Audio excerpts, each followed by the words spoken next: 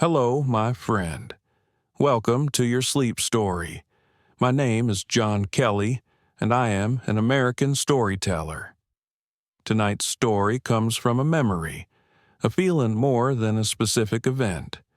I remember driving once, many years ago, through the Wicklow Mountains as a sudden snowstorm descended. The world became a swirl of white, the road disappeared, and for a moment, a real sense of being lost set in. And then, through the blizzard, I saw it. A single, small, golden light from a cottage window, far up on a hillside. It wasn't for me, not directly, but it felt like a promise of warmth, of safety, of a hearth somewhere in the cold. It was a tiny anchor in a vast and shifting world.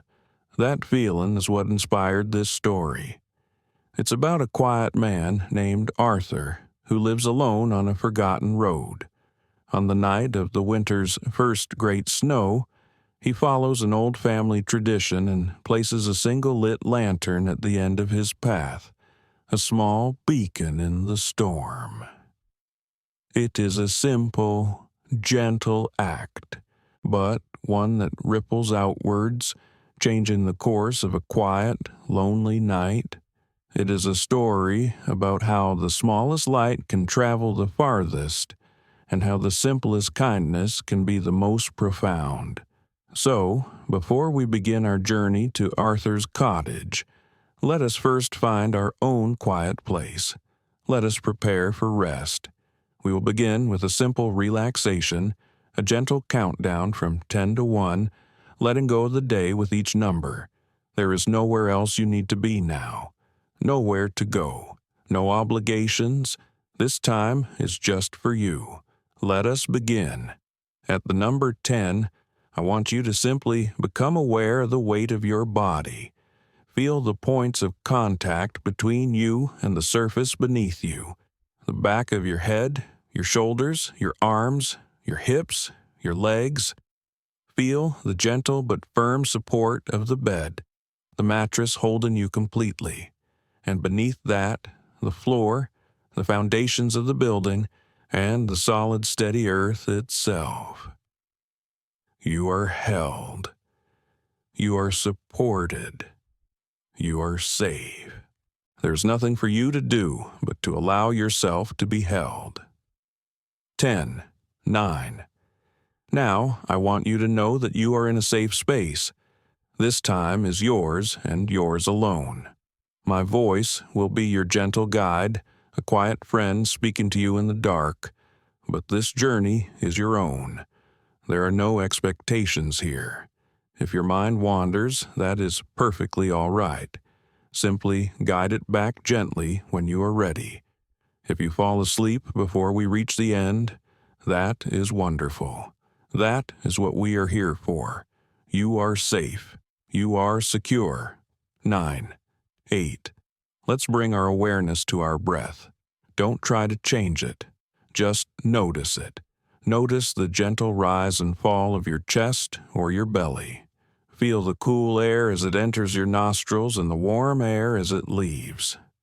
Let's take one slow, deep breath together. Breathing in calm. And now, breathing out. Releasing any tension you might be holding in your body. Let your shoulders drop. Let the tiny muscles around your eyes soften. Let your jaw unclench. Breathing in peace and breathing out the day. 8, 7. As you rest here, thoughts may arise. Worries about tomorrow, memories of yesterday. That is the nature of the mind. I want you to imagine you are sitting by the bank of a slow, moonlit river. See each thought as a single leaf, floating on the surface of the water. Do not try to grab it or analyze it. Simply acknowledge it, and then watch as the gentle current carries it away, downstream and out of sight. Another thought comes, another leaf. Watch it float by. They come and they go, like clouds passing through a starlit sky. You are the still watcher, resting on the bank. 7, 6. This moment, right now, is a gift. It is a quiet harbor from the busyness of the world. In this moment, there is nothing to solve, nothing to achieve, nothing to do. You have done enough for today. You are enough. Whatever has been, has been. Whatever will be, will be. But right now, there is only the soft darkness, the sound of my voice, and the gentle rhythm of your own breathing. Nowhere to be now, nowhere to go, just be here. 6, 5. Imagine a small, warm light glowing gently in the center of your chest. This is your own inner peace.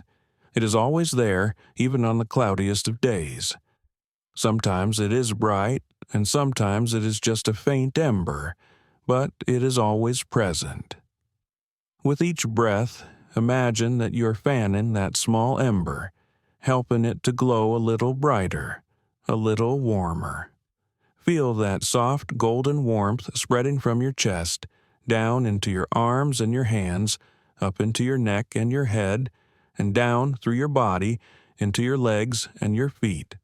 This peace is your oldest friend, always waiting for you. 5, 4. Let's take a moment for gentle gratitude. Think of one simple thing you are grateful for today. It doesn't have to be grand. Perhaps it is the warmth of your blankets, the comfort of your bed, the roof over your head that keeps you sheltered and safe, the simple, miraculous fact of your own body breathing and resting, the memory of a kind word or a shared smile. Hold that small feeling of gratitude in your heart for a moment, and let its warmth comfort you. 4, 3. Now we begin to engage our imagination, the bridge to our story. Begin to picture a quiet country road blanketed in a thick layer of fresh white snow. See the soft, heavy flakes drifting down from a dark, velvety sky. Imagine the silence, a deep and profound quiet that only snow can bring. The world feels muffled, gentle, and still. There are no cars, no noises, only the whisper of falling snow. And in the distance, you can just begin to make out the shape of a small stone cottage, a plume of soft gray smoke rising from its chimney. 3, 2. Let's do one final, gentle scan of the body. Starting at the tips of your toes, just bring your awareness there and give them permission to completely let go. Feel that relaxation move up into your feet, your ankles. Let your calves and shins become heavy and soft. Feel all tension release from your knees and your thighs. Your hips sink deeper into the mattress. Your stomach is soft. Your chest is open. Your shoulders are heavy and relaxed. Your arms and hands are still. Your neck is free of any strain. Your face is smooth. Your entire body is now in a state of deep, peaceful rest. 2, 1. It is time. Time to completely let go. Let go of the day. Let go of your thoughts. Let go of all effort. There is nothing left to do but drift. Allow the story to unfold around you. Allow my voice to be the gentle current that carries you towards the shores of sleep. 1. You are letting go now. You are drifting into dream. The cottage stood alone, a small gray stone sentinel on a road that had long ago forgotten the meaning of haste. In summer it was draped in ivy and guarded by unruly rose bushes. But now, in the deep heart of winter, it wore a thick cloak of snow. The roof was a smooth, uninterrupted curve of white, and each windowsill held a perfect mounded drift. The only sign of life was the chimney, which puffed out a steady, pale gray breath into the still, cold air, like an old man clearing his throat. Inside, all was warmth and quiet light. Arthur sat in his favorite armchair, a wingback of worn green velvet that had molded itself to the shape of his shoulders over many years. The only light in the room came from the fire in the hearth and a single oil lamp on the table beside him, which cast a pool of golden light upon the open pages of a book in his lap. He wasn't reading, however. His gaze was fixed on the window. The snow had been falling since dusk, thick and determined. At first, the flakes had been small and frantic, a dizzying swirl against the darkening sky, but now they were large and slow, drifting down with a lazy, silent grace, each one a perfect, intricate star. They clung to the glass of the window pane for a moment, tiny, glittering jewels, before melting into slow, descending tears. The world outside was being erased, softened and simplified, buried under a blanket of profound and peaceful white. The only sound was the gentle language of the fire. It hissed and crackled, a soft, companionable chatter. Every so often, a log would settle with a gentle sigh and a shower of orange sparks would dance up the chimney. The air in the small room was warm and smelled of burning apple wood, old paper, and the faint, clean scent of beeswax from the polished floorboards. It was a smell Arthur had known his entire life. It was the smell of home. He had lived in this cottage for all of his 72 years. He had been born in the bedroom upstairs, in the very bed where he now slept alone. He had learned to walk on the worn flagstones of the kitchen floor and had spent his childhood exploring the small, tangled wood that bordered the property. The cottage was not just a building to him. It was a silent keeper of his memories. Its stone walls saturated with the echoes of laughter, the murmur of long-gone voices, and the quiet rhythm of a simple life lived well. His wife, Eleanor, had loved the snow. She would stand at this very window, her hands wrapped around a warm mug of tea, and watch it fall with a look of childlike wonder. "It's the world holding its breath," she used to say, her voice a soft whisper. Arthur could almost see her reflection in the dark glass now, a faint, smiling ghost standing beside him. A gentle ache, as familiar as the ticking of the grandfather clock in the hall, settled in his chest. It had been 5 years since she'd gone, but in moments like this, in the deep quiet of a snowy night, she felt both a lifetime away and close enough to touch. He shifted in his chair, the old velvet sighing beneath him. Clear's throat. The book in his lap was a collection of poems, its pages soft and thin with age.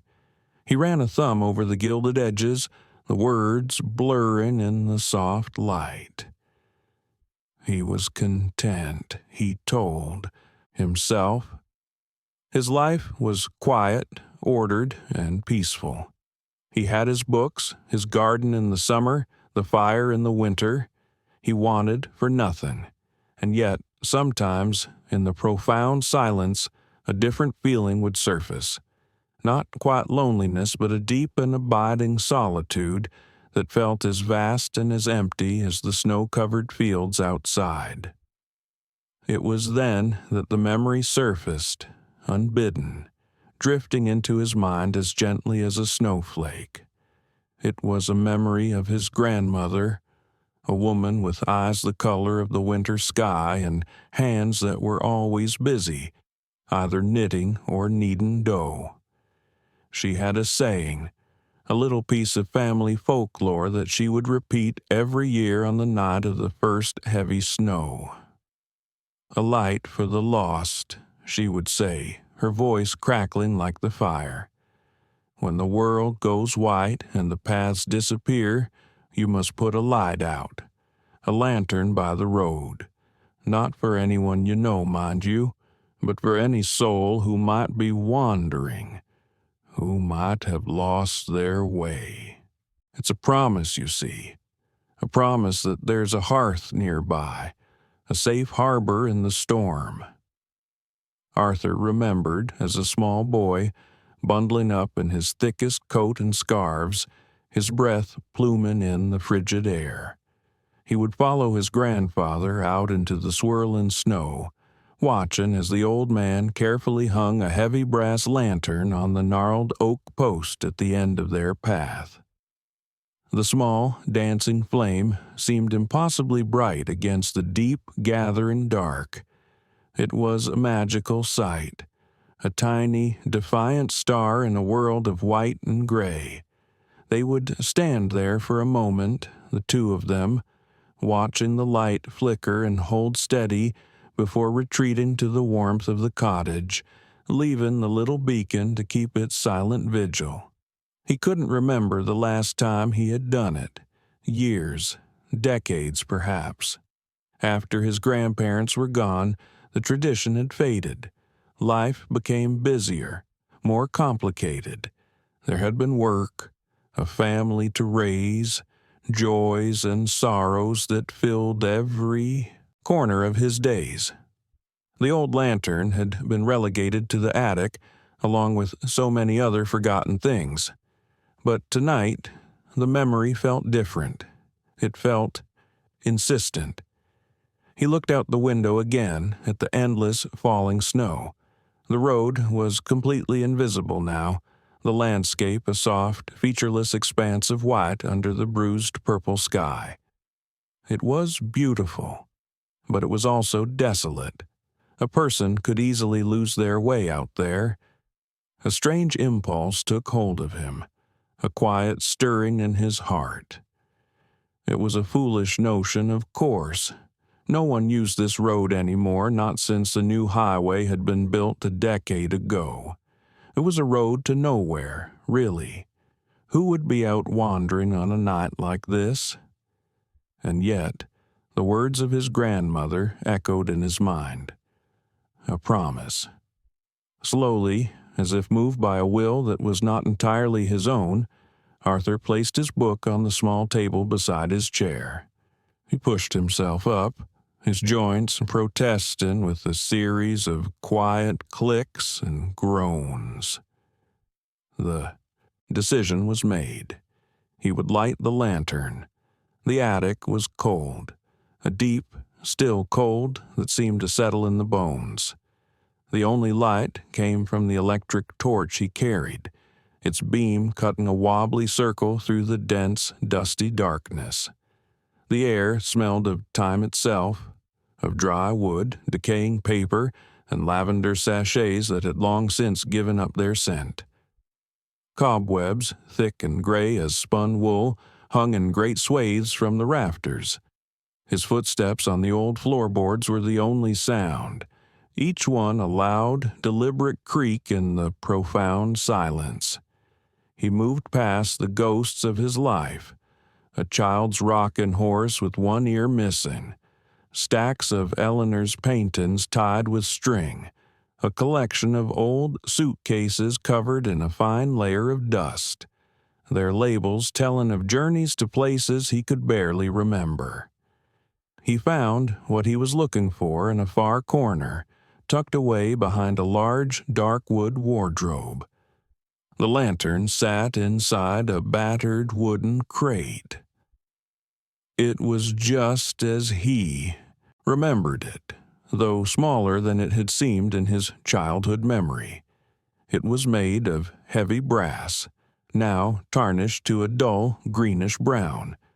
The glass panels were cloudy with grime, and a delicate spider web was strung from the handle to the base. He lifted it out carefully, its weight familiar in his hands. It felt solid, dependable, a tool made to last. He carried it back downstairs, his movements slow and careful on the steep attic ladder. In the warm, golden light of the living room, he set the lantern down on the hearth rug and knelt before it, feeling a bit like a boy again, entrusted with a solemn and important task. The work was slow and meditative. He found a soft cloth and a small tin of brass polish in the kitchen cupboard. As he began to rub the tarnished surface, the metal slowly, miraculously began to gleam. The dull brown gave way to a warm, reddish gold. He worked in small, patient circles, the scent of the polish sharp and clean in the air. He was not just cleaning an object. He felt as though he were polishing a memory, bringing a piece of his past back to life.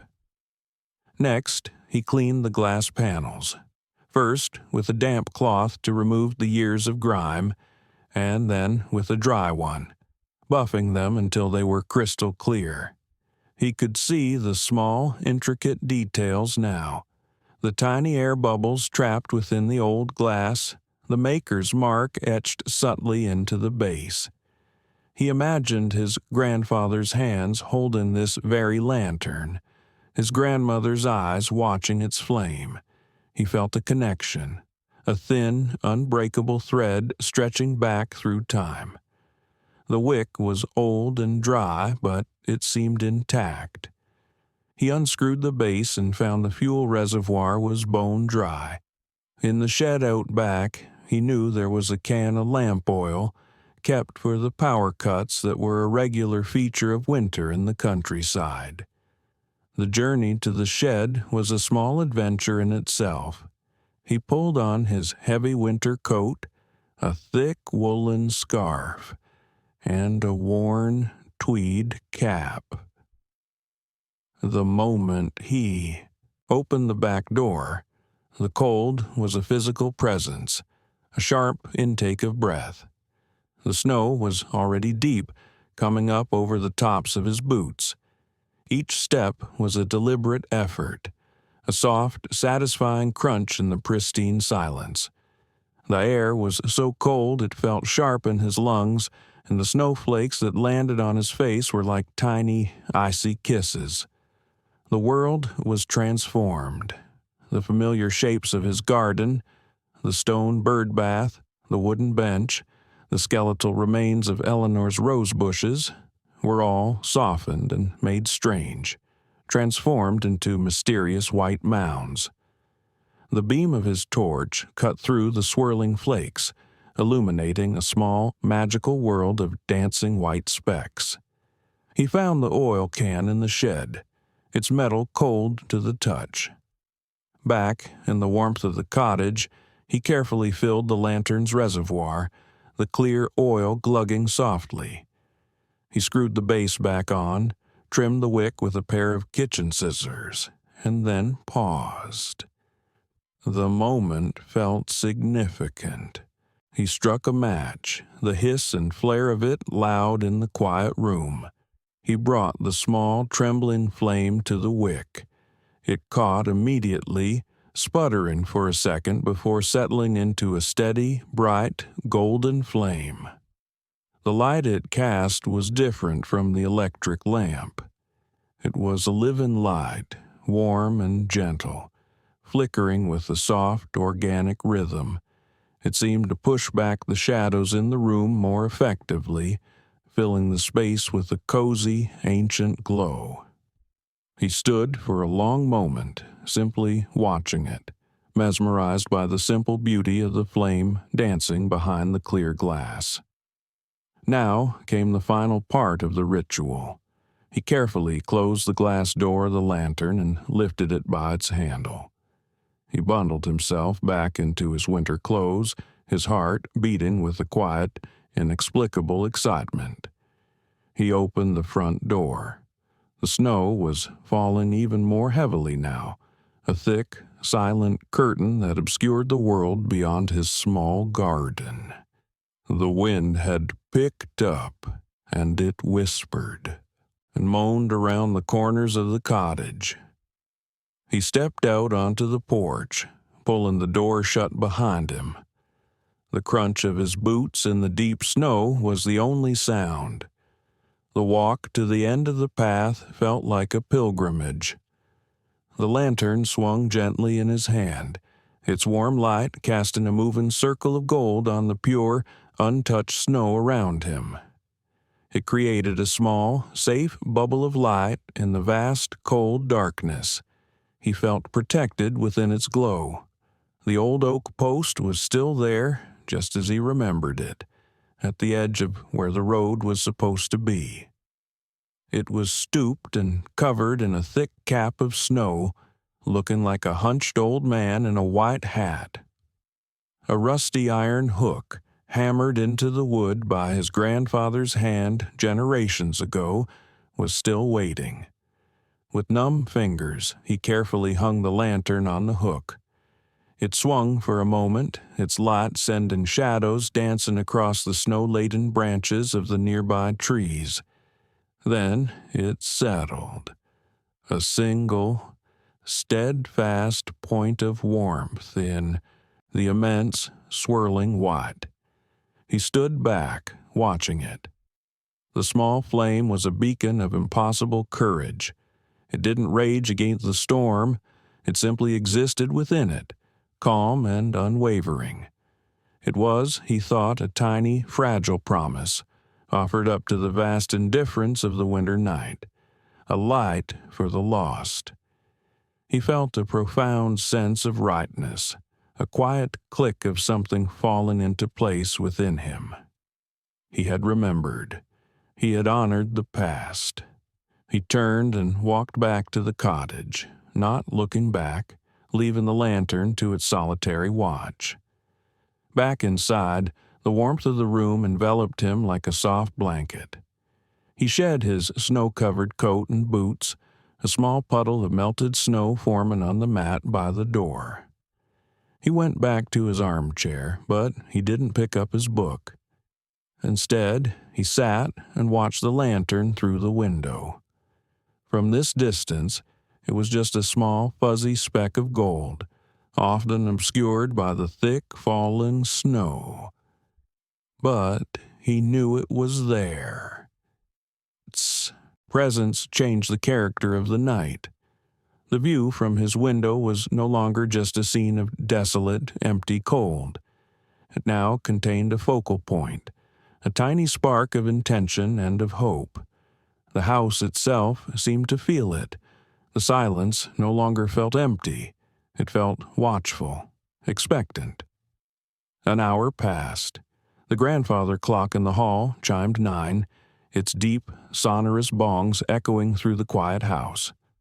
Arthur made himself a cup of chamomile tea, the ritual slow and comforting. He warmed the pot, measured the fragrant, dried flowers, and waited for the water to boil on the old gas stove. The hiss of the kettle was a familiar, reassuring sound. He carried the steaming mug back to his chair. The warmth seeped into his hands, chasing away the last of the chill from his walk outside. He sipped the tea, its gentle, floral taste calming him, and continued his vigil. The snow was relentless. He wondered how deep it was now. A foot? More? It had been years since they'd had a snow like this. The world was being well and truly buried. He thought about the lantern, about the tradition. It was a strange and beautiful idea, born of a time when the world was a larger, more mysterious place, and when the kindness of strangers was a necessity for survival. In his modern, disconnected world, it felt like an anachronism, a lovely but ultimately pointless gesture, and yet it didn't feel pointless. It felt important. It felt like he was keeping a connection alive, not just to his own family, but to something older, something more fundamental about human community. His mind drifted. He thought of other lights in the darkness, the lighthouses that had dotted the coast of his childhood holidays, their beams sweeping across the black water, a promise of land for sailors far out at sea. The single candle in a window that, in old stories, signified a safe house for weary travelers. Humanity, he mused, had always been drawn to light, had always used it to signal to one another. Across the dark, we are here. You are not alone. As he sat there, lost in thought, a movement at the edge of his vision caught his eye. It was subtle, a flicker of motion in the periphery. He leaned forward, peering out into the swirling snow. At first, he saw nothing but the endless white flakes. Then he saw it again. A shape, dark and graceful, was moving slowly near the lantern. It was low to the ground, cautious. He squinted, his old eyes struggling to make sense of the form. It was a fox. Its coat was a slash of vibrant red against the stark white of the snow. It had likely been drawn by the unusual light. His hunter's curiosity piqued. The fox circled the lantern post at a distance, its head low, its magnificent bushy tail trailing behind it like a paintbrush. It took a few steps closer, then paused, one paw lifted, its sharp face pointed towards the strange glowing object. Its breath was visible, a small white puff in the cold air. Arthur held his own breath, not wanting to move a muscle for fear of frightening it away. It was a wild, beautiful thing, a secret creature of the night, and he felt privileged to be its silent audience. After a long moment of appraisal, the fox seemed to decide the lantern was of no interest or threat.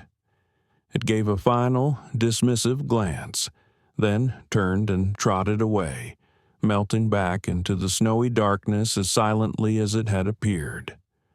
The world was empty again, save for the falling snow and the steady light. Arthur let out the breath he had been holding. A slow smile spread across his face. The lantern had already served a purpose, he thought. It had given him that small, magical moment, a brief and beautiful connection with the wild world that lived just beyond his walls. That was enough. Another hour crawled by. The fire was burning low, a deep, glowing bed of embers. The house was settling around him, the old timbers groaning and creaking as the temperature dropped further outside. Arthur was beginning to feel the gentle pull of sleep. His eyelids felt heavy, and his thoughts were becoming slow and syrupy. Perhaps it was time for bed. He could leave the lantern to burn itself out. He was just about to push himself out of the chair when another sound reached him. This one was different. It wasn't the whisper of the wind or the crackle of the fire. It was a sound from outside, a faint, mechanical groan, almost lost in the thick blanket of falling snow. He sat up straighter, suddenly alert, and listened intently. He tilted his head, straining to hear over the soft moan of the wind in the chimney. There it was again, a low, grinding noise followed by a higher-pitched whine. It sounded like an engine that was struggling. He got up and went to the window, pressing his face close to the cold glass, his breath fogging a small circle. He wiped it away with his sleeve and peered out into the darkness. Down the road, just past the lantern, he could see another light, or rather, two. They were headlights, hazy and diffused by the thick snowfall, casting two weak yellow beams into the blizzard. A car. There was a car on his road. He couldn't believe it. Who on earth would be driving on this forgotten lane on a night like this? As he watched, the whining sound grew louder, more desperate. He could see the lights dip and sway. The driver was trying to move, but the wheels were just spinning, digging themselves deeper into the snow. Then the engine noise stopped abruptly. The headlights remained on, cutting two useless paths into the storm. A moment later, one of them flickered and died, then the other. The road was plunged back into darkness, leaving only the small solitary flame of his lantern. Arthur's heart began to beat a little faster. Someone was stranded out there. The thought sent a jolt of anxiety through him. He was an old man. What could he possibly do to help? The car must be half buried by now, but his grandmother's words came back to him, clear and firm. Promise that there's a hearth nearby, a safe harbor in the storm. The lantern was not just a symbol, it was an invitation. He watched, his hand resting on the cold window pane. For a long, tense minute, nothing happened. He began to wonder if he had imagined it. Then a car door opened with a dull thud that was swallowed by the snow. A figure emerged, a dark silhouette against the white landscape.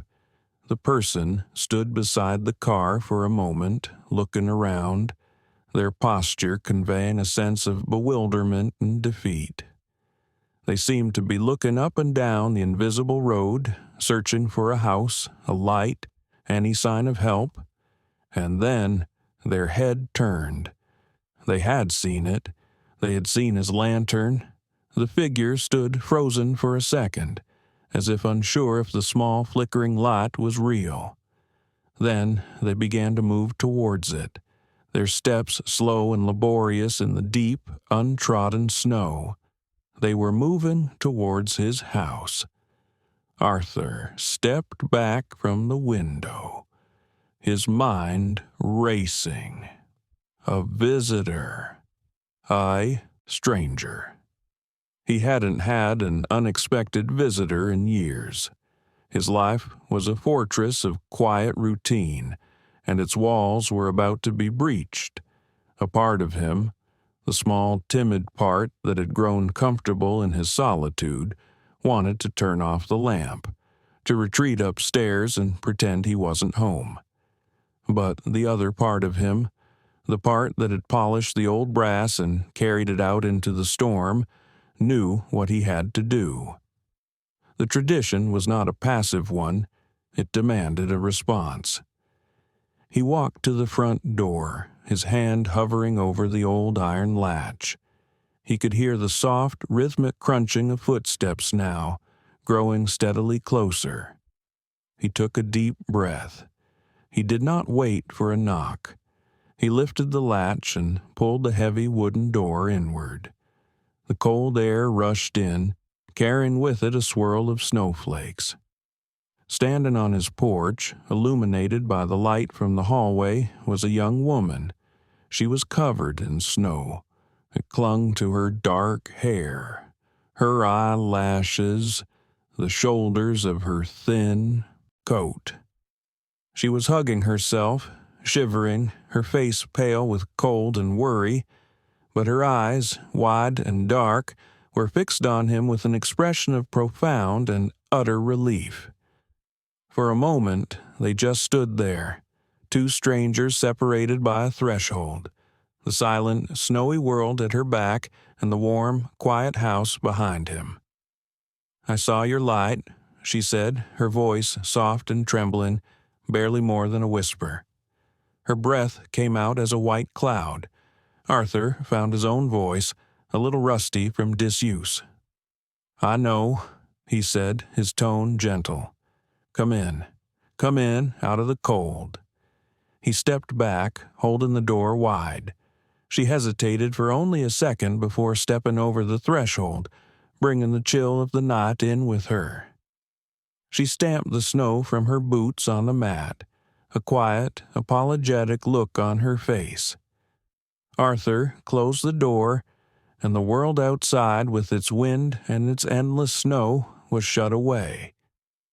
The silence of the cottage settled around them again, but it was a different kind of silence now.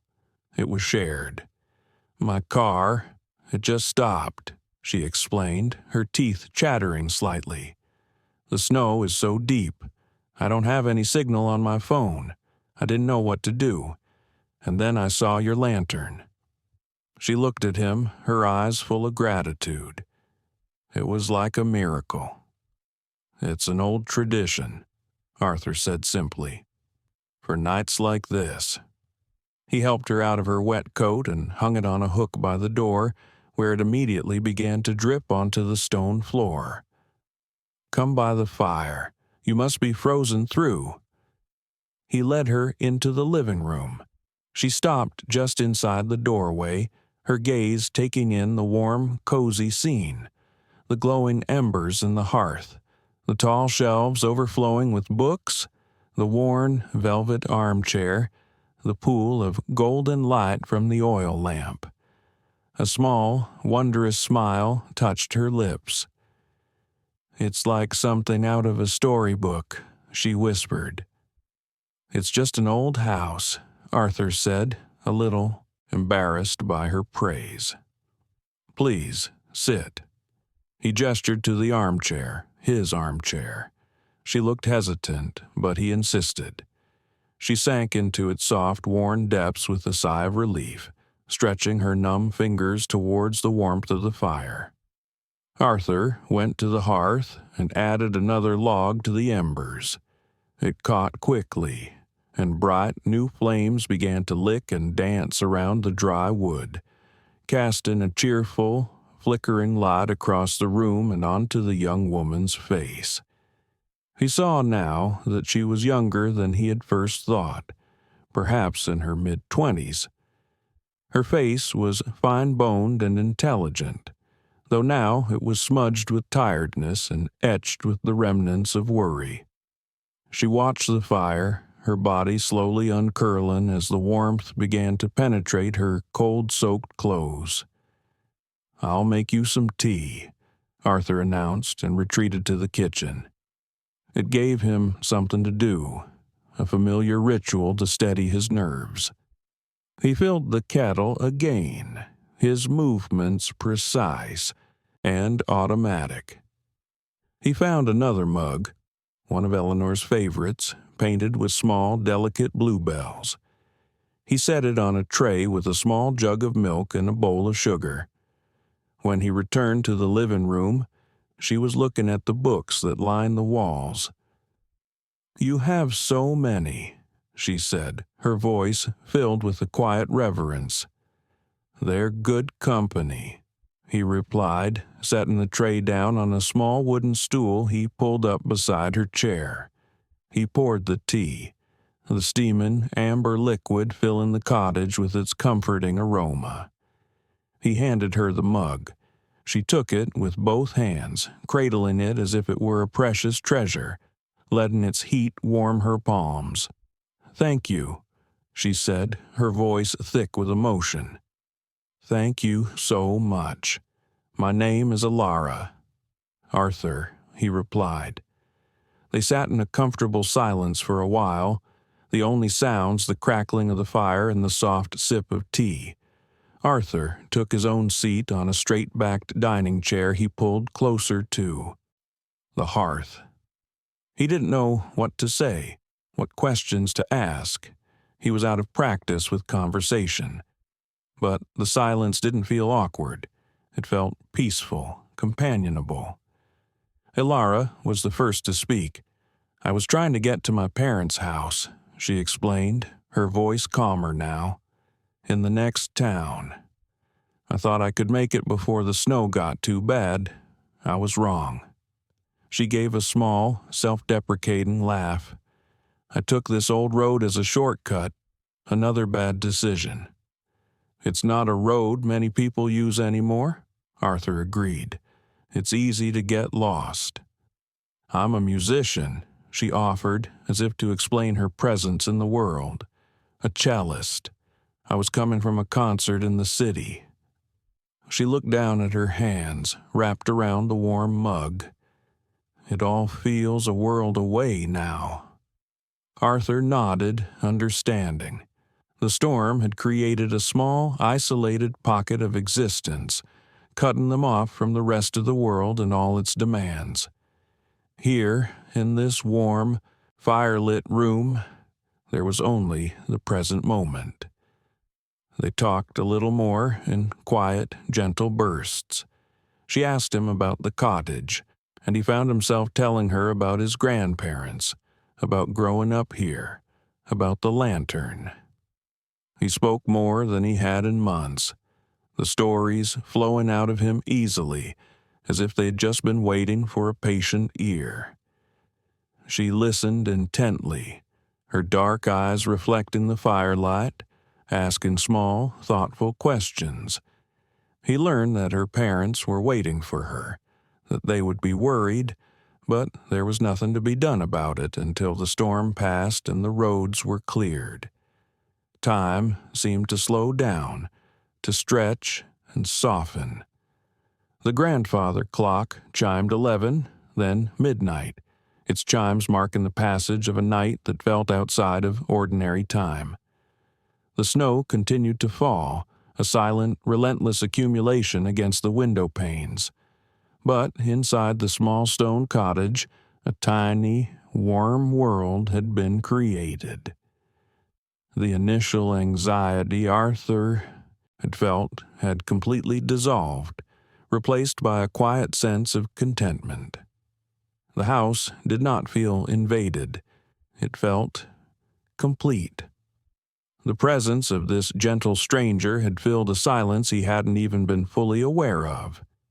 It was as if the cottage had been holding its breath, just as Eleanor had said of the snow, and now, finally, it could exhale. Alara's eyelids began to droop. The warmth, the tea, and the release from her earlier fear were taking their toll. A great yawn escaped her, which she tried politely to stifle behind her hand. Arthur smiled. "You're exhausted," he said gently. "You can't go anywhere tonight. The road will be impassable until morning at least. I have a guest room. It's simple, but it's warm." She looked at him, her eyes wide with a fresh wave of gratitude. "I couldn't possibly impose," she began, but he held up a hand to stop her. "It is no imposition," he said, his voice firm but kind. "The lantern is a promise of a safe harbor. This is the harbor. You will stay." Her shoulders slumped in weary acceptance. "All right," she whispered. "Thank you, Arthur. I don't know how I can ever thank you." "There's no need," he said softly. "Just get some rest." He led her upstairs, the old wooden stairs creaking under their combined weight. The guest room was at the front of the house, overlooking the road.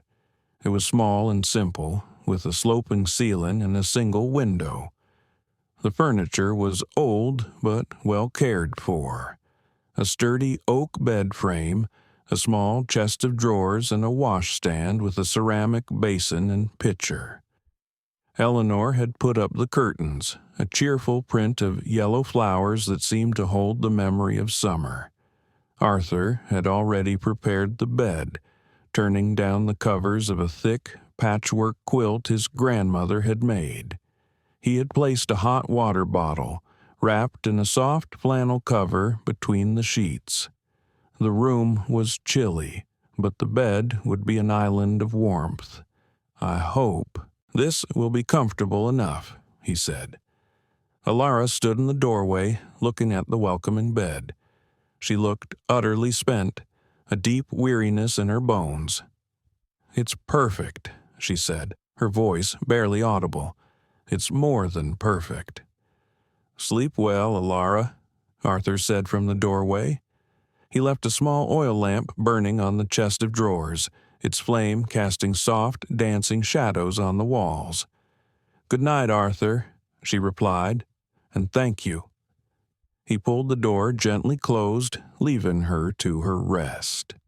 He went back downstairs and banked the fire for the night, covering the glowing embers with ash so they would smolder slowly until morning. He tidied away the tea things, his movements quiet and deliberate in the sleeping house.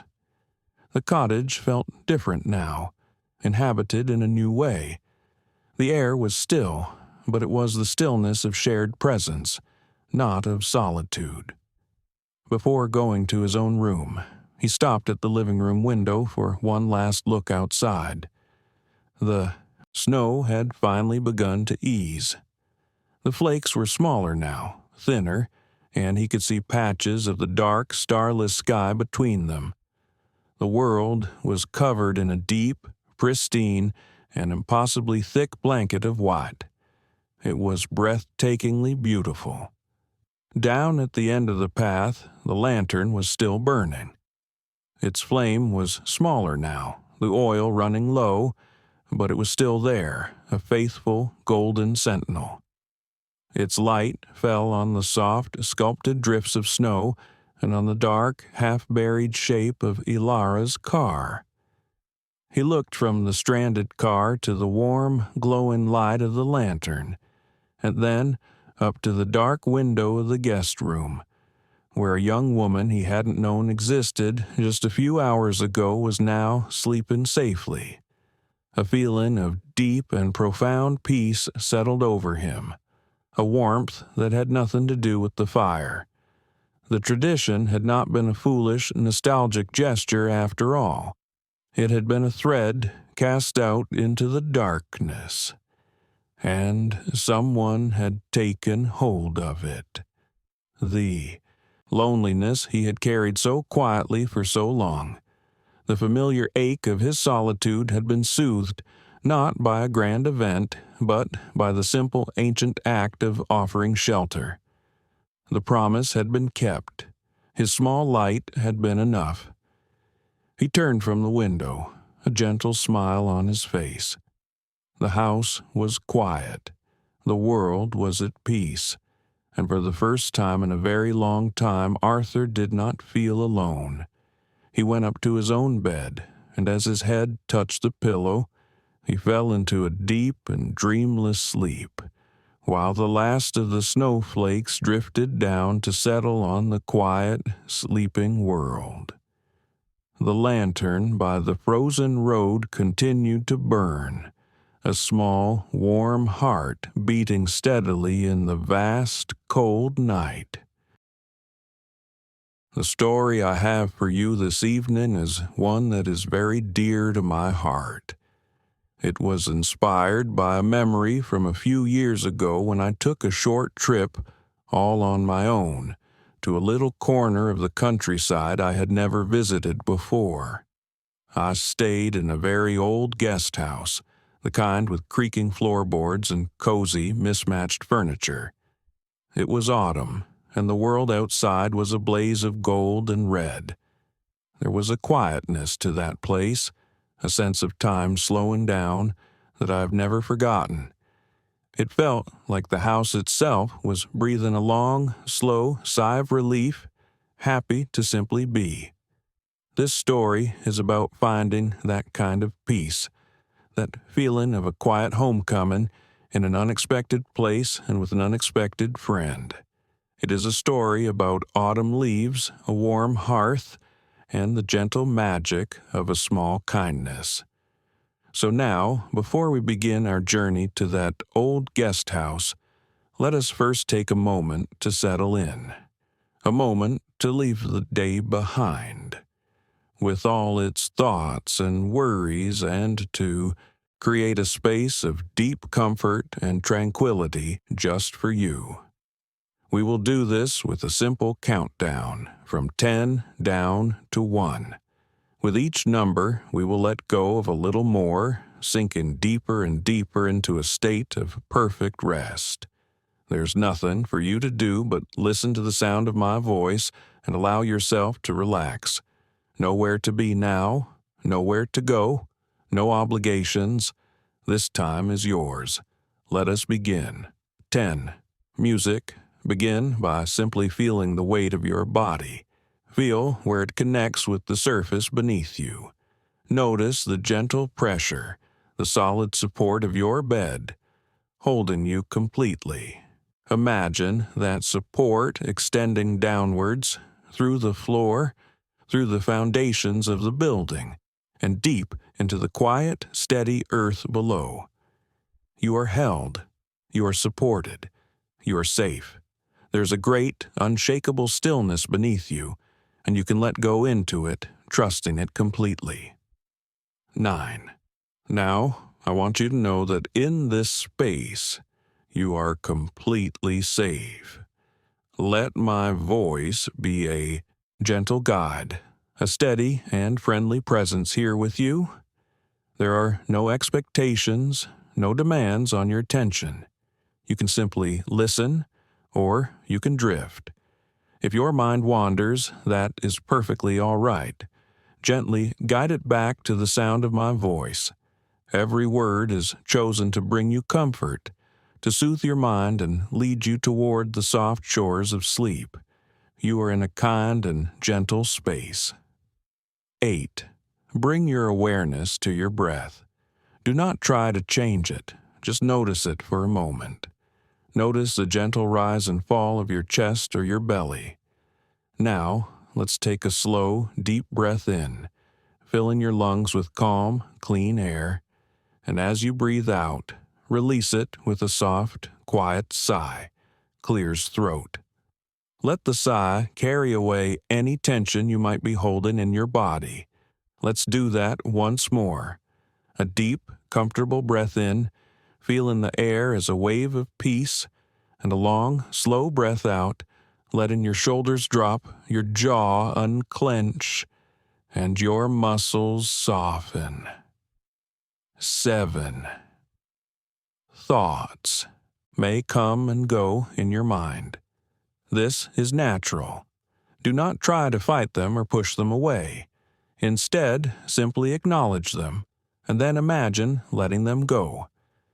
Picture each thought as a single autumn leaf, drifting down onto the surface of a slow, calm river.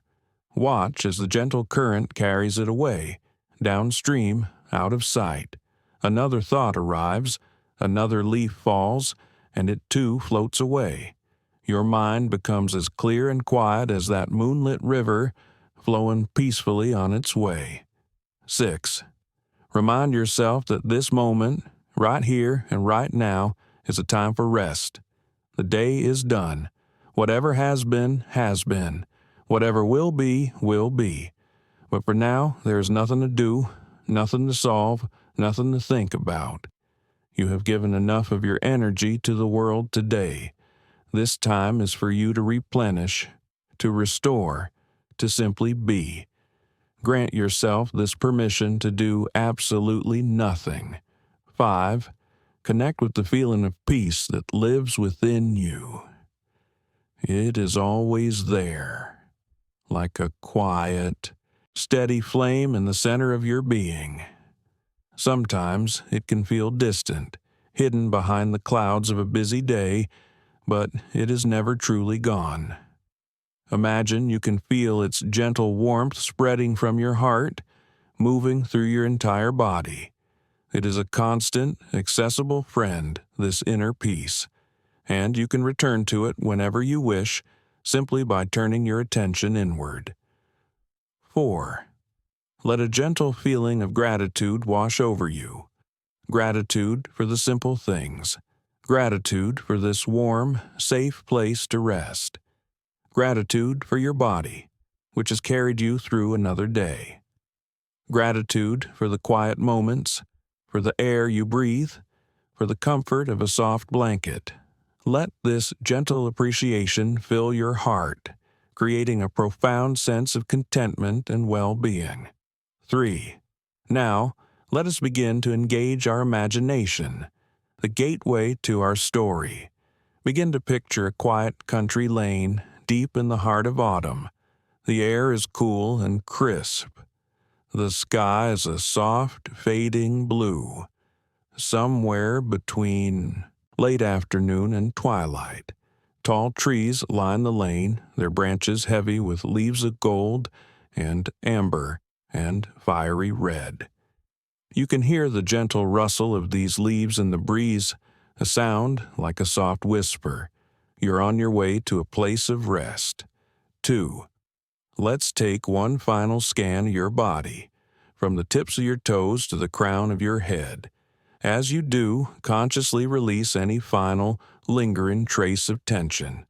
Let your feet be heavy and relaxed. Let your legs feel soft and loose.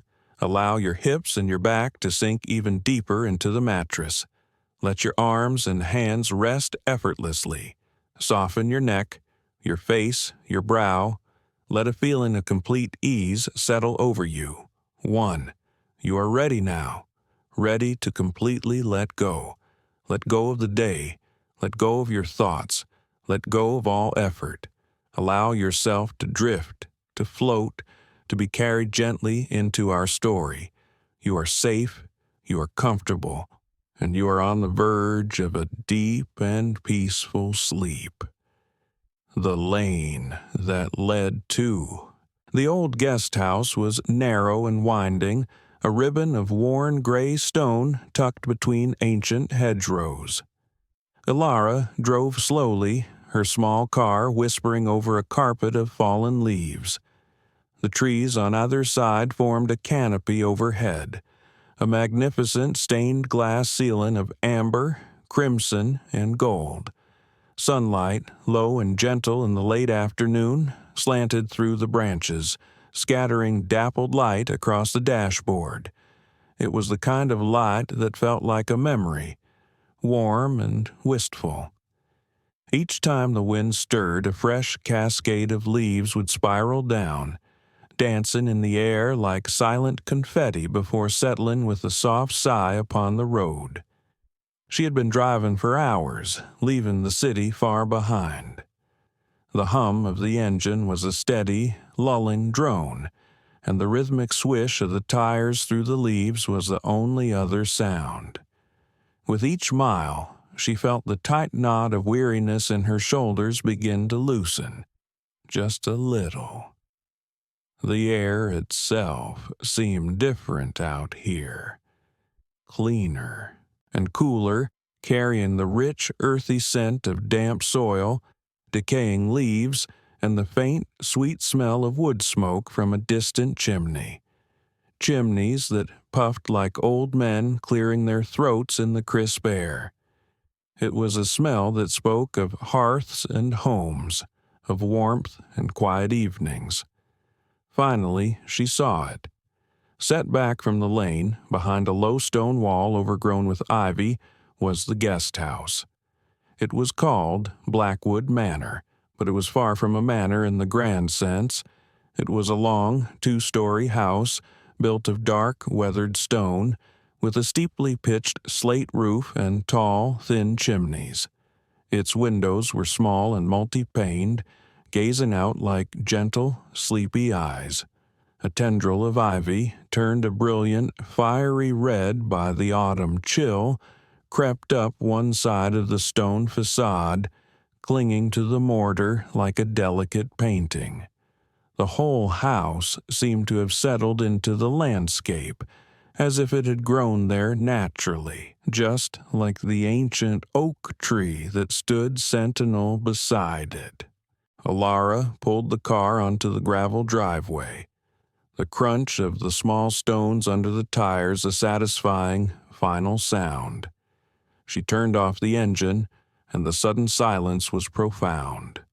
It wasn't an empty silence, but one filled with the subtle music of the countryside. The distant caw of a crow, the soft rustle of a breeze in the oak leaves, the almost imperceptible hum of the world breathing. For a long moment, she just sat there, her hands resting on the steering wheel, simply looking at the house. It had a quiet, unassuming dignity. It did not demand attention. It simply was. It promised nothing more than shelter and stillness, which was exactly what she had come for. She got out of the car, the cool air a gentle shock against her skin. She stretched, feeling the stiffness in her back from the long drive. The air was so fresh, it felt like a drink of cold water. She took a deep breath, filling her lungs with the scent of autumn. There was a peacefulness here that was almost tangible, a thick, soft blanket of quiet that settled over everything. She walked to the low stone wall and rested her hands on the cool, moss-dusted stone. She could see the gardens behind the house, a little wild and overgrown, but beautiful in their autumnal disarray. Faded hydrangeas, their blooms like old lace, stood beside rose bushes now heavy with scarlet hips. The front door was made of heavy, dark oak with a black iron latch instead of a handle. It opened into a small, welcoming hall. The air inside was warm and smelled faintly of beeswax, dried lavender, and the lingering aroma of baked bread. The floor was made of wide, dark wooden planks, polished to a soft sheen by generations of footsteps. An old grandfather clock stood in one corner, its long pendulum swinging in a slow, hypnotic rhythm. Its tick-tock was a gentle, reassuring heartbeat for the house itself. It was a sound that said, "Time moves slowly here." A kindly woman with silver hair braided and coiled at the back of her head emerged from a room to the left. She had a warm, crinkly smile and eyes the color of faded denim. She introduced herself as Mrs. Gable, the proprietor. Her voice was as soft and comforting as the house itself. There were no formal check-in procedures, no paperwork to sign, just a simple exchange of names and a genuine welcome. Mrs. Gable handed Alara a heavy, old-fashioned iron key attached to a smooth piece of driftwood. "Your room is at the top of the stairs to the left," she said, her voice a gentle murmur. "The one with the blue door. I've lit the fire for you. Just call if you need anything at all. Supper's at 7, but there's no rush." Alara thanked her, the simple kindness feeling like a balm. She picked up her single, small suitcase and made her way up the wide, creaking staircase. The wood of the banister was worn smooth and dark under her hand.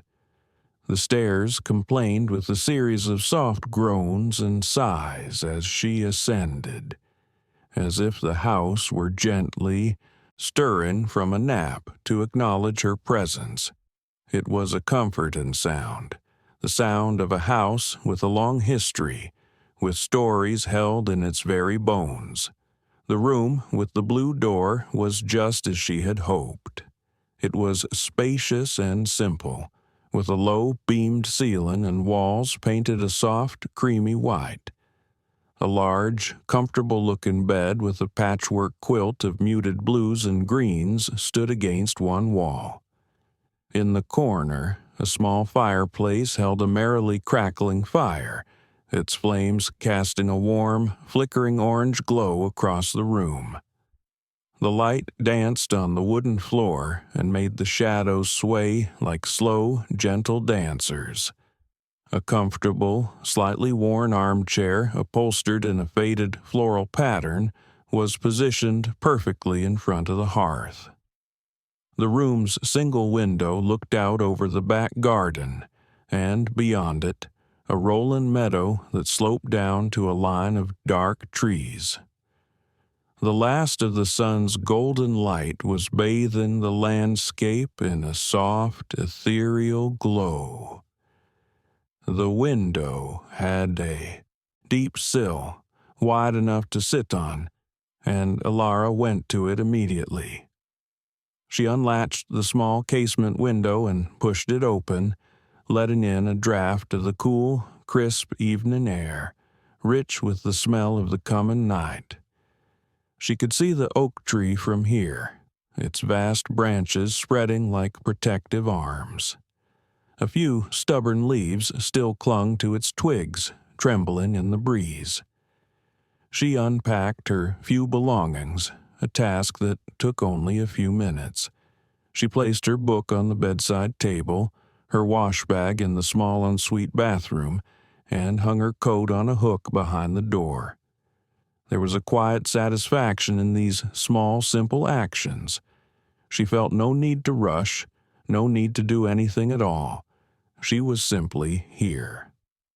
The steady tick-tock of the grandfather clock from the hall below was a faint, rhythmic pulse that she could just barely hear, a constant reminder of the house's slow and peaceful pace. Instead of going down for supper right away, Elara decided to stay in her room for a little while longer. She sank into the armchair by the fire, pulling her feet up beneath her. The warmth from the flames soaked into her, chasing away the last of the chill from her journey. The fire crackled and spat, a tiny, cheerful conversation with itself. Snorts. It was the most comforting sound in the world. She watched the flames lick and curl around the logs, mesmerized by their endless, shifting patterns. Red embers glowed at the heart of the fire like tiny sleeping jewels. Outside the window, the world was slowly dissolving into shades of blue and gray as twilight deepened.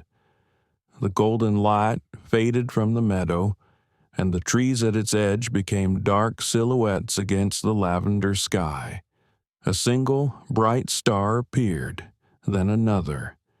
The house was utterly still around her, save for the whisper of the fire and the faint groaning sighs of the old wood settling.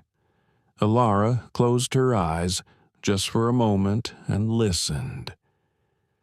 She could hear her own quiet breathing, the soft thump of her own heart.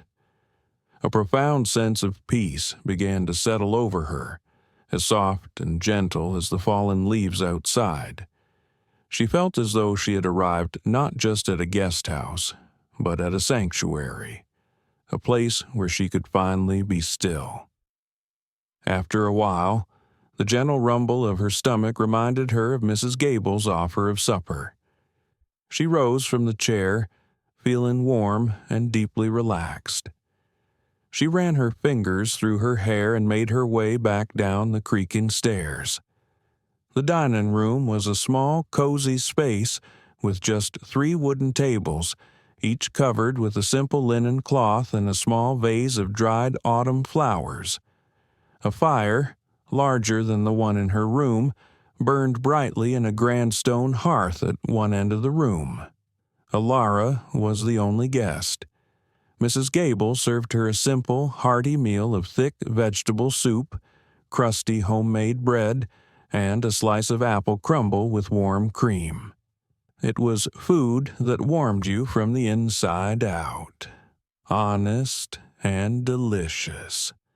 Elara ate slowly, savoring each spoonful. Mrs. Gable moved about the room with a quiet, unhurried grace, topping up her water glass and tending to the fire without ever intruding on the peaceful silence. They exchanged a few quiet words about the weather and the beauty of the countryside in autumn, their voices low and soft in the fire-lit room. After supper, Elara felt a pleasant, sleepy contentment. She wasn't ready to go back to her room just yet, not wanting the evening to end. She noticed a small door tucked away in the corner of the dining room. Mrs. Gable saw her looking at it. "That leads to the library," she said with a smile. "Please, feel free to use it. Help yourself to tea or coffee. There's a kettle and things on the side table." The library was a small, wonderful room, lined from floor to ceiling with bookshelves. The books were a chaotic, happy mix of old and new, paperbacks and hardcovers, their spines a tapestry of colors. The room smelled of old paper and leather, a scent that Elara found deeply comforting. A single lamp with a fringed amber-colored shade cast a warm pool of light over 2 deep, comfortable-looking leather armchairs. It was a room made for losing track of time. She made herself a cup of chamomile tea, the steam warming her face. She chose a book at random, an old collection of folk tales with a faded, cloth-bound cover. She settled into one of the armchairs, which sighed softly as it took her weight, like a comfortable old friend. She tucked her feet beneath her and opened the book. The house was silent now, except for the distant, rhythmic ticking of the clock and the faint whisper of the wind outside. She began to read, the words on the page blurring slightly in her tired eyes. She didn't mind. The act of sitting here in this quiet room with a warm cup in her hands and a book in her lap was enough. It was as she sat there, drifting between the words of the story and the quiet sounds of the house, that she first heard it. It was a tiny, faint sound, almost lost beneath the sound of the wind, a delicate scratching noise. It seemed to be coming from the direction of the large window at the far end of the library. She paused her reading, tilting her head to listen more closely. The sound stopped. She thought perhaps she'd imagined it, that it was just a branch scraping against the glass. She took a sip of her tea and was about to return to her book when she heard it again. Scratch, scrape. A tiny, insistent sound. Curiosity piqued, she quietly placed her mug and book on the small table beside her chair. She padded softly across the thick Persian rug, the floorboards silent beneath her feet. The window was tall and paned and looked out onto a small stone-paved patio at the back of the house. A single, weak lantern on the wall cast a pale, watery circle of light onto the stones. It was difficult to see clearly into the deep shadows beyond the light. She pressed her face closer to the cool glass, peering out into the darkness. And then she saw it. A small, dark shape huddled at the edge of the light. It was a cat, a very thin, very bedraggled-looking cat. It was mostly black, with a few small, hopeful patches of white on its chest and paws. One of its ears was slightly torn at the tip.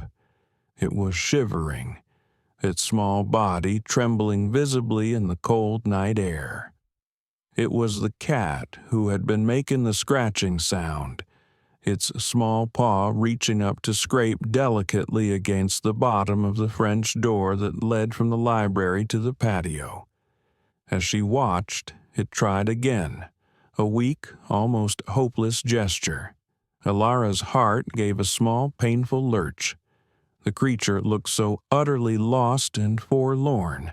It wasn't meowing or making any demanding sounds, just this quiet, persistent scratching, as if it were politely asking for entry, for a moment of warmth before it resigned itself to the cold. She watched it for a long moment, her breath fogging the glass in front of her. It looked up then, its eyes catching the light from the lantern. They were huge and green, and they seemed to hold all the weariness of the world. It saw her movement in the window and immediately flinched, shrinking back into the shadows as if expecting a blow or a harsh word. It disappeared from the circle of light, melting back into the darkness. Alara stood motionless at the window for a full minute, her hand resting on the cold latch of the door. Her first instinct was to open it, to coax the poor creature inside. But she hesitated. This wasn't her house. She didn't know if Mrs. Gable allowed animals or if the cat belonged to a neighbor. It was probably feral and might scratch or bite if she approached it. All the sensible, rational thoughts went through her mind, but they were all drowned out by the image of that small, shivering body and those wide, frightened green eyes. She decided on a compromise. She wouldn't let it in, not yet, but she couldn't leave it out there with nothing. She remembered the small amount of cream left over from her dessert. She went back to the dining room, moving as quietly as she could. The room was empty now, the fire banked low for the night. She found the cream jug and poured a small amount into a saucer she found on the sideboard. Her hands were steady, her movements deliberate. It felt important, this small act of kindness. Carrying the saucer carefully, she returned to the library. She took a deep breath and slowly, quietly, unlatched the French door. It opened with a soft click and a low creak. A gust of cold, damp air swirled into the room, carrying the scent of wet leaves and cold stone. She peered out into the darkness, but the cat was nowhere to be seen. It had been scared away completely. Disappointment settled in her chest, heavy and cold. She had been too slow. Still, she placed the saucer of cream on the stone step just at the edge of the lantern light. Perhaps it would come back when she was gone. She pushed the door almost closed, leaving just a tiny crack open so she could watch without being seen. She retreated to the far side of the room, sinking into the shadows near the bookshelves, and waited. The library was silent again, save for the ticking clock and the soft moan of the wind. Minutes stretched into what felt like an eternity. She began to think it was a futile gesture, that the cat was long gone, back to whatever cold, hidden place it called home.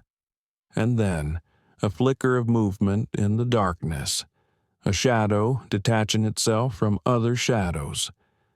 The cat emerged cautiously, moving low to the ground, one slow, tentative paw step at a time. It stopped several feet from the saucer, its body coiled like a spring, ready to bolt at the slightest sound. Its green eyes scanned the darkness, searching for any sign of danger. It looked at the door, at the windows, its small head turning from side to side. It was a creature running entirely on instinct and fear. Alara held her breath, trying to make herself as small and still as possible. She willed it to be brave, to come forward. After a long, tense moment, the cat seemed to decide it was safe. It crept forward, its movements fluid and silent. It reached the saucer and hesitated again, sniffing at the white liquid with a twitching nose. Then it began to lap at the cream, its tiny pink tongue flicking in and out with desperate speed. It was clearly starving. It drank until the saucer was completely clean, polishing it meticulously. When it had finished, it looked up, its gaze once again sweeping the area. It looked directly at the crack in the door where Alara was watching. For a heartbeat, their eyes met across the chilly patio. The cat's gaze wasn't fearful this time, but questioning, and perhaps, just perhaps, a little less weary. Then, as silently as it had appeared, it turned and vanished back into the night. Alara let out a breath she hadn't realized she was holding. She felt a strange mix of relief and a lingering sadness. She stepped forward and quietly closed and latched the door. She picked up her tea, but it had gone cold. The fire in the hearth was little more than glowing embers now. The evening was over. She made her way up to her room, the small encounter with the cat replaying in her mind. As she climbed into the soft, cool sheets of her bed, she could hear the wind rising outside rattling the window frame gently. She thought of the little black cat out there somewhere in the cold and the dark, and she hoped it had found a dry place to shelter from the wind. The image of its wide green eyes stayed with her as she drifted off to sleep. The crackling fire in her hearth, a warm, comforting presence in the quiet room. The next morning, Hilara woke to the soft gray light of a damp, overcast day. Rain was whispering against the window pane, a gentle, rhythmic shushing sound that was immensely soothing. The fire in her hearth had burned down to a pile of soft, white ash, but the room was still comfortably warm. For a moment, she lay still, listening to the rain and the quiet groans of the old house. She felt more rested than she had in months. The deep, dreamless sleep had been a gift. Her first thought was of the cat. She got out of bed and went to the window, peering out at the wet garden. The rain had plastered the remaining leaves to the stone patio and turned the grass in the meadow a deep, vibrant green. The world looked washed clean. There was no sign of the little black cat. She felt a pang of disappointment, but told herself it was silly to have expected it to be waiting. It was a wild creature, after all, just passing through. She dressed slowly and went downstairs. The smell of coffee and frying bacon wafted from the dining room. Mrs. Gable greeted her with the same warm, gentle smile. "A soft day," she said, nodding towards the rain-streaked windows. It was a lovely, gentle Irish term for a day of fine, misty rain.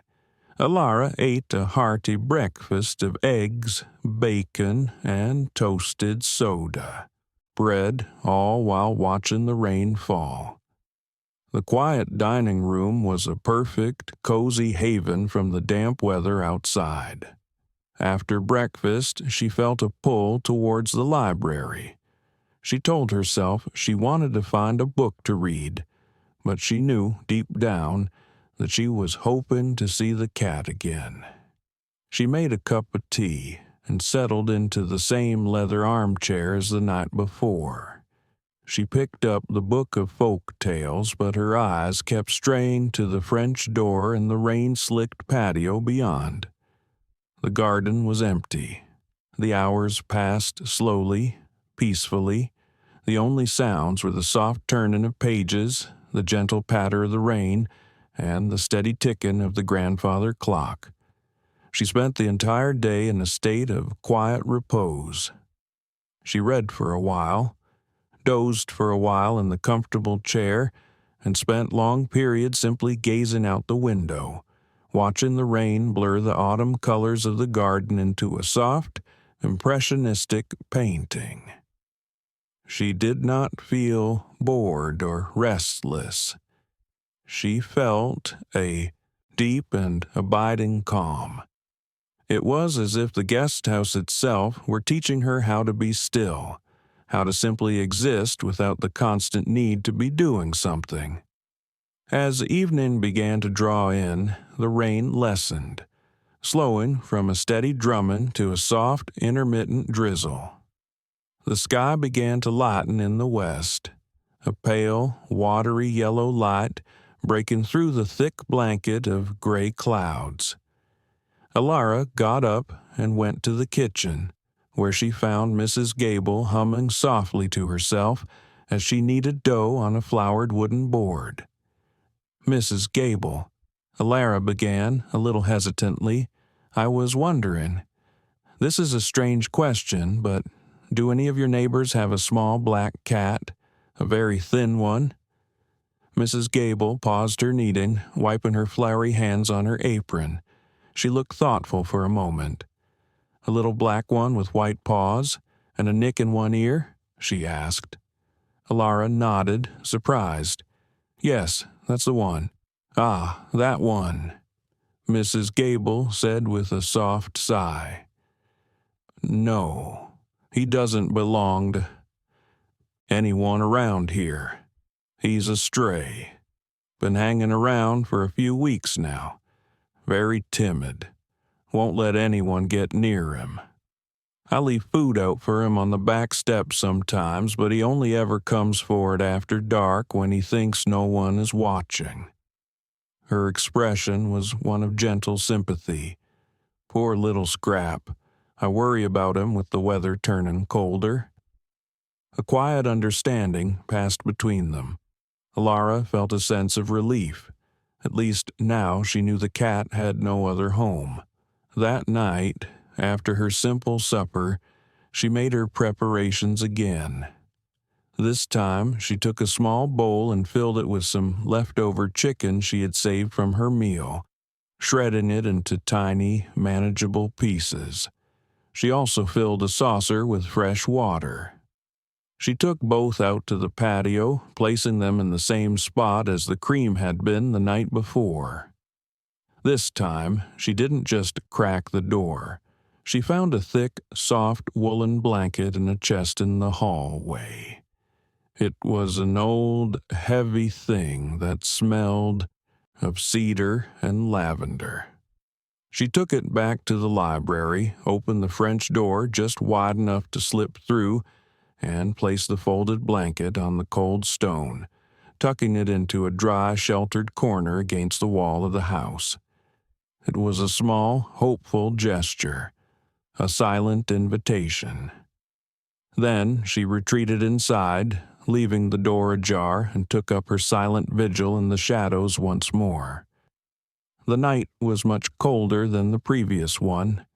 The rain had stopped completely, and the sky had cleared, revealing a breathtaking canopy of brilliant, glittering stars. A sharp, frosty tang was in the air. She waited. The house was even quieter tonight. The wind had died down completely. All was still. He appeared sooner this time. He seemed to materialize out of the darkness, as silent as a ghost. He approached the food cautiously, his movements still wary, but with a little less hesitation than the night before. He ate the chicken quickly, hungrily. Then he drank from the saucer of water. When he was finished, he paused and looked around. His eyes fell on the folded blanket in the corner. He approached it slowly, sniffing it from a distance. He circled it once, twice, his thin tail held low. Alara watched, her heart beating a slow, steady rhythm in her chest. This was the critical moment. The cat stretched out a single white paw and touched the wool, as if testing its texture, its warmth. He withdrew his paw, then touched it again. Finally, after what seemed like an age, he stepped onto the blanket. He turned around in a tight circle 3 times, a small, instinctual ritual, and then he curled himself into a tight, perfect ball in the very center of the blanket. He tucked his nose under his tail, gave a great, shuddering sigh that was visible even from where Alara stood, and was still. Alara felt a wave of warmth and joy so profound it almost brought tears to her eyes. It was such a small victory, but it felt monumental. The simple act of a wild, frightened creature accepting her small offering of comfort felt like a precious gift. She watched him for a long time, this small, dark shape, a tiny pool of life curled up against the vast, cold night.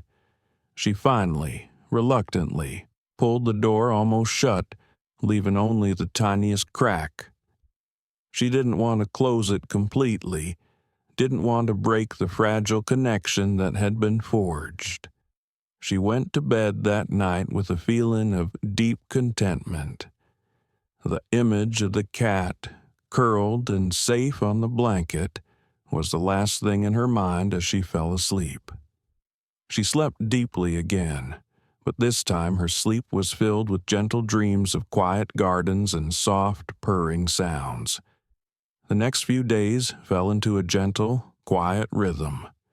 Each morning, Alara would wake to the soft light and go to her window. The blanket on the patio would be empty, but each evening she would put out fresh food and water, and each night the little black cat would appear from the shadows to eat, and then to curl up on the soft woolen bed she had made for him. he never failed to appear. She began to spend more and more time in the library, sitting in the armchair by the window. She would read or write in her journal, or sometimes just sit and watch the garden. She never tried to approach the cat. She never went out onto the patio while he was there. She understood that this fragile truce was based on distance, on her being a safe, non-threatening presence behind the glass. She gave him his space, and in return, he gave her his trust in his own small way. He started to relax a little more each night. He would still be wary, but he no longer flinched at every tiny sound. Sometimes, after he had finished eating, he would sit on the blanket and begin to wash himself, a sure sign that he was starting to feel secure. He would meticulously clean his black fur, his white paws, his small face, with a determined, focused air. Ilara would watch, enchanted by these small, intimate rituals. One evening, after he had finished his grooming, he didn't curl up to sleep right away. Instead, he sat up straight and looked directly at the library window, directly at her. She was sitting in her usual chair, the amber lamp casting a soft glow around her. She sat perfectly still. He just looked at her, his green eyes luminous in the dusk. He wasn't afraid. He was just observing her, just as she had been observing him. It felt like a true communication, a silent acknowledgement passing between them. He held her gaze for a long moment, then he blinked slowly, a long, deliberate blink. In the language of cats, it was a sign of trust, of contentment. Ilara felt her heart swell. She slowly, deliberately blinked back at him.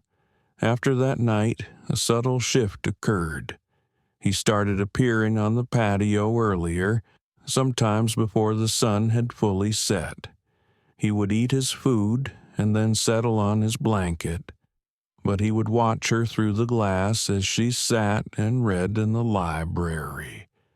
He became a quiet companion to her solitary evenings.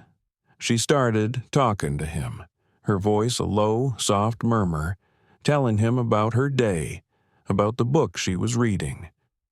She knew he couldn't understand her words, but she felt he understood the gentle, soothing tone of her voice. He would watch her, his head cocked to one side, his ears twitching slightly. Her own transformation was just as quiet, just as subtle. The deep weariness she had arrived with had slowly ebbed away, replaced by a sense of quiet purpose. Her days were structured around these small, gentle routines, waking to the quiet house, enjoying a slow breakfast, reading in the library, preparing the cat's evening meal. She felt a connection not just to the little creature, but to the house itself, to the land, to the rhythm of the fading autumn days. The knot of anxiety that had lived for so long in her chest had finally, completely uncoiled. One afternoon, about a week after her arrival, she was sitting in the library when she saw him. It was the middle of the day, bright and sunny for the first time in a while. And there he was, not on the patio, but venturing out into the garden. He was stalking through the long, damp grass, his movements a perfect combination of grace and stealth. He pounced on a fallen leaf, batting it playfully with his paws. He looked like a different cat in the sunlight. His black coat shone with a healthy gloss. He was still thin, but he no longer looked starved and haunted. He looked happy. Ilara watched him play, a wide, genuine smile spreading across her face. She felt a pure, uncomplicated joy. The sight of this small creature, finding a moment of playfulness after so much hardship, felt like a profound gift. Without thinking, she quietly unlatched the French door and stepped out onto the patio. She didn't walk towards him. She just sat down on the cold stone step, her back against the door frame, and watched him. He saw her immediately. He froze, the leaf forgotten. His body tensed to run. She didn't move a muscle. She didn't speak. She just sat there, quietly, making herself as small and unthreatening as possible. She averted her gaze slightly, looking at the grass beside him rather than directly at him, another signal that she was not a threat.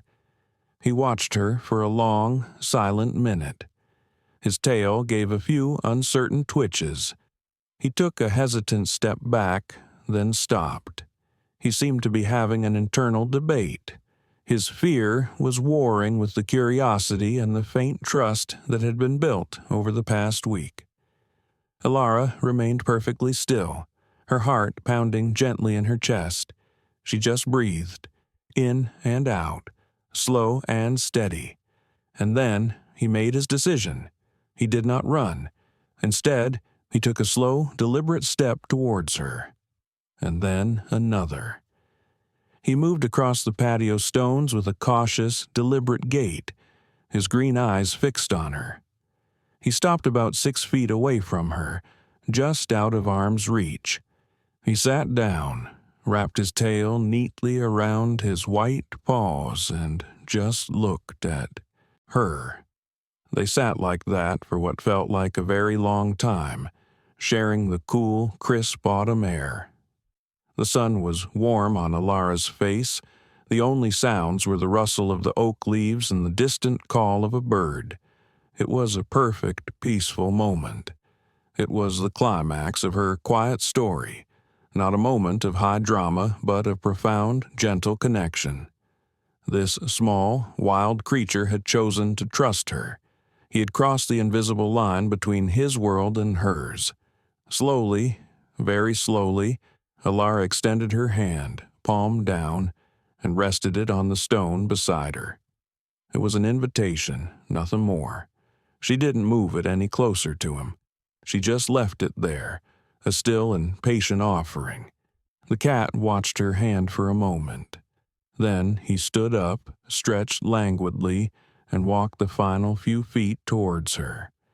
He sniffed her outstretched fingers delicately. His whiskers tickled her skin. Then, to her utter astonishment, he leaned in and rubbed the side of his face against her hand. A firm, decisive gesture of affection. And then, a new sound filled the quiet garden. A low, rumbling, rusty purr. It was the most beautiful sound she had ever heard. Tears welled in her eyes, but she didn't move, afraid of breaking the spell. He rubbed against her hand again, and then, with a confidence that seemed to come out of nowhere, he hopped lightly onto her lap. He walked in a small circle, kneading her legs gently with his paws, his claws carefully retracted. And then he settled down, curling into a ball, his purr a steady, vibrating engine of contentment against her. Elara sat there on the cold stone step, with a warm, purring cat on her lap, and the autumn sun on her face, and she felt a sense of peace so deep and complete it was like coming home. She gently, tentatively, raised her hand and began to stroke his back. His fur was soft and thick. He didn't flinch. He just leaned into her touch, his purr growing even louder. She had come to this quiet place seeking solitude, seeking a respite from the world. She had not expected to find a friend. But here he was, a small, brave, beautiful friend. From that day on, everything was different. He was no longer just the cat on the patio. He was her constant companion. She named him Bramble for the wild, resilient way he had survived. He would spend his nights on the blanket she brought into her room and placed by the fire, and his days following her around the guest house. He would sit on the arm of her chair while she read, or doze in a patch of sunlight on the library floor. He would follow her into the garden, trotting at her heels like a small dark shadow. Mrs. Gable was delighted. "Well, I'll be," she said, watching Bramble weave around Alara's ankles in the kitchen. "He's chosen you. It's a wonderful thing when an animal chooses you." She placed a bowl of fresh milk on the floor, and Bramble lapped it up gratefully. He was officially a resident. Alara's stay at the guest house, which she had originally planned for only a few days, stretched into 2 weeks. She couldn't bring herself to leave. The rhythm of her life there was too precious, too healing. Waking up to a purring cat curled at the foot of her bed, sharing quiet days of reading and walking, and ending each evening by a warm fire with Bramble asleep on her lap. It was a simple, quiet life, but it was filled with a gentle, profound joy. She explored the countryside around the guest house, going for long walks down the winding lanes and across the frosty meadows. Bramble would sometimes accompany her for the first part of her walk, before turning back to the warmth and safety of the house. The autumn landscape was beautiful in its fading glory. The trees were becoming bare, their stark, elegant branches stark against the pale sky. The air was always crisp and clean, and the world seemed to be holding its breath, preparing for the deep sleep of winter. Alara felt she was doing the same. She was resting, healing, preparing for whatever came next. The weariness she had carried for so long was gone, replaced by a quiet strength and a renewed sense of hope. The world hadn't changed, but she had. She had learned how to be still, how to find joy in small things, how to be patient. She had learned how to offer kindness without expectation, and how to accept the gift of trust when it was offered. The day finally came when she knew she had to leave. Her time at the guest house was over. The thought of leaving Bramble behind was a sharp, physical ache in her chest. She couldn't bear it. That evening, she found Mrs. Gable in the kitchen. "I have to go home tomorrow," Alara said, her voice quiet. "And I was wondering about Bramble." Mrs. Gable looked at her, her kind eyes full of understanding. She didn't need Alara to finish the sentence. "He's your cat now, my dear," she said softly. "He chose you. You can't leave him behind. It wouldn't be right." She went to a cupboard and came back with a sturdy wicker basket lined with a soft blanket. "I had a feeling this might be needed," she said with a gentle smile. The next morning was bright and cold. The ground was white with a thick layer of frost that crunched underfoot. The air was so still and clear that every sound seemed magnified. Alara packed her small suitcase, her movements slow and deliberate. Bramble watched her from the bed, his green eyes following her every move. When she picked up the wicker basket, he seemed to know. He hopped off the bed and walked right into it, curling up on the blanket as if it were the most natural thing in the world. She carried him downstairs. Mrs. Gable was waiting in the hall to say goodbye. They didn't say much. They didn't need to. Alara thanked her for everything, for her kindness, for the quiet sanctuary of her home. "You come back any time," Mrs. Gable said, patting her arm. "You're both always welcome here." Alara placed the basket carefully on the passenger seat of her car. She took one last look at the old guest house, standing quiet and dignified in the bright morning light, a thin wisp of smoke curling from one of its chimneys. She felt a deep sense of gratitude for this place, for the peace she had found within its stone walls. She drove away slowly down the narrow lane over the carpet of frost-covered leaves. The journey back to the city was the reverse of her journey out, but she was not the same person who had driven this road 2 weeks ago. She was calmer, stronger, and she was not alone. Every now and then, a soft meow would come from the basket beside her, a small, reassuring sound. She would reach over and stroke the top of his head through the wicker, and a contented purr would answer her touch. The story, of course, does not end there. It truly begins. Ilara and Bramble went home to her small city apartment, and the quiet, gentle rhythm they had found at the guest house they brought with them. Her apartment, which had sometimes felt empty and lonely, was now a home, filled with the soft presence of a purring cat. And so, as our story comes to its close, we leave Ilara in her own comfortable armchair, in her own quiet home. A fire is crackling in her own hearth, its warm light flickering on the walls. Outside her window, the lights of the city glitter like a fallen constellation. But inside all is calm, all is peaceful.